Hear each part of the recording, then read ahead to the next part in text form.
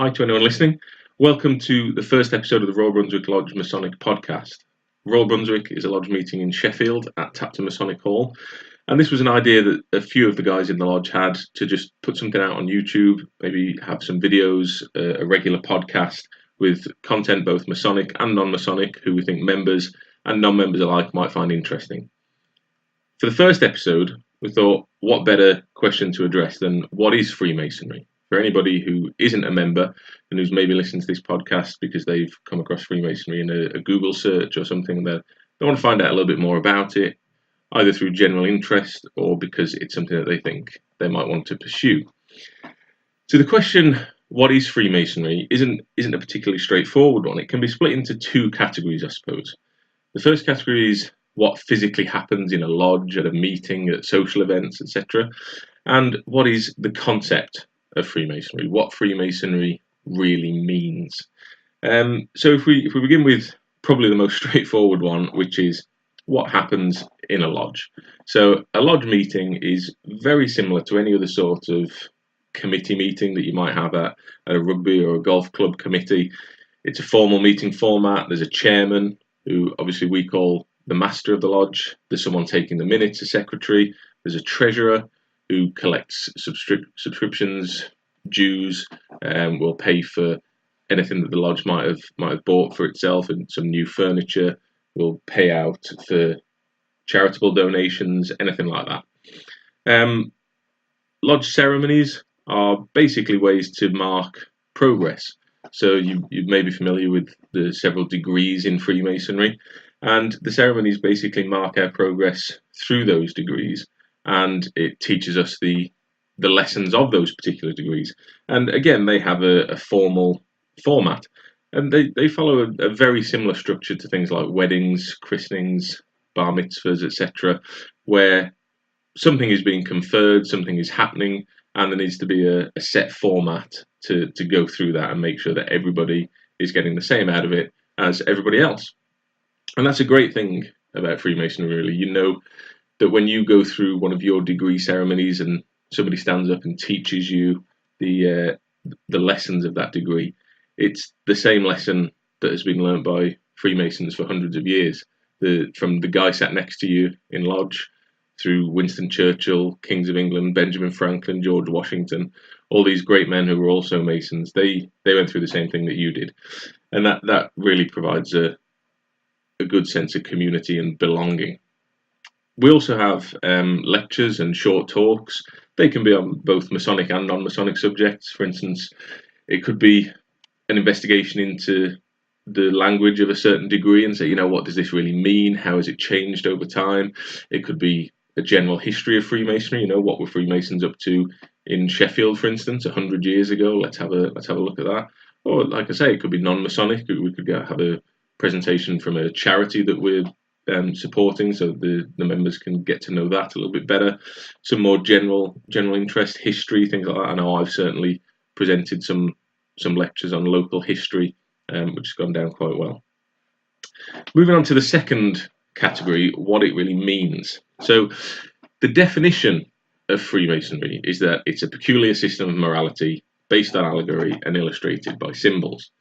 Now, the word peculiar in this sense doesn't mean odd or strange. It's a more older definition of the word peculiar that just means unique. So it's obvious that the first Freemasons thought that what they were doing was unique, and it was something that the world needed. They must have seen that morality was lacking in their community, and they came together to create something unique to try and reinforce that. So that's really the crux of Freemasonry, is that it teaches morality. It teaches its members how to be better people, how to be better husbands, brothers, fathers, citizens, colleagues, and it does that through allegory and metaphor. One of the reasons why it's called Freemasonry is because it uses these stonemasons tools to infer metaphor and allegory. So, for instance, the most common symbol that you'll see is the square and compasses.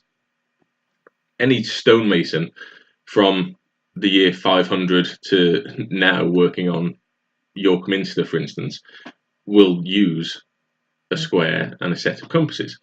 And they'll tell you that you can make pretty much any shape that you like if you've got these two tools to guide you. And that's the whole idea, really. We attach allegorical meanings to those tools. So, for instance, with the square, we say, right, the square is the measure of what is right. It's obeying the law, it's paying your taxes, it's being a good person. If you're presented with an action, you will measure that action with the square in the same way that a stonemason will measure a stone with the square. And if it doesn't conform to a right angle, then the stonemason will work on it some more or reject that stone. If the action that we're presented with doesn't measure up to the square of morality, then we either won't do it or we'll change something about it so that it becomes the right thing to do. So, for instance, if a Freemason were presented with the opportunity to break the law, that won't fit the square of morality. So we would either have to change what we were doing in that situation to comply with the law, or completely disregard that situation altogether. The compasses, similarly, we use the compasses in a metaphorical sense to draw a circle around ourselves, and within that circle is everything that's good, that's right, it's truth, it's honesty, it's justice. We operate within that circle, within those bounds. Outside of that is criminality, it's lying, it's cheating, it's forgery, it's all those different things, and we stay away from those. And Freemasonry teaches us not just to do that, but also how to do that, how to be better men, how to remain within that circle. The whole idea of that is, again, it's a metaphor for the stonemasons. As a stonemason will build a temple or a cathedral or a castle, we're building our own structure, which is our character. And we want to put the right stones in place there. We want to build a solid foundation, and we want stones that fit and will last forever. We don't want stones that are going to crumble and fall apart the first time they're tested. It's all well and good saying that you're a good man, but then if the opportunity presents itself for you to do something that would maybe not be so good, if you go ahead with that, then you failed the test. Your building has failed the test and it collapses. You're no longer a good man. Freemasonry also teaches us to expand this to the outside world. This isn't limited just to Freemasons. We're not just supposed to be good men with other Freemasons. We're supposed to be good men, good people with absolutely everybody in the world. It's not limited to just membership, which is, I suppose, one of the common misconceptions about Freemasonry. And there are several misconceptions about Freemasonry. People think that Freemasons are all rich, or that they're all senior management in huge companies or something like that. And there's also lots of conspiracies about, what Freemasons are really up to, etc. And I think that would make a good topic for another episode. If you're interested in Freemasonry and you want to expand a little bit more on the information that's been given in this podcast, there's a link to the United Grand Lodge of England in the description. If you go on there, it'll tell you a little bit more about what Freemasonry is, where you can find a local lodge, how to get in touch, how to go through the joining procedure, and who knows, I might see you in lodge one day. So thanks for listening if you've stuck through it all the way to the end, and we'll hope to be back soon with another episode.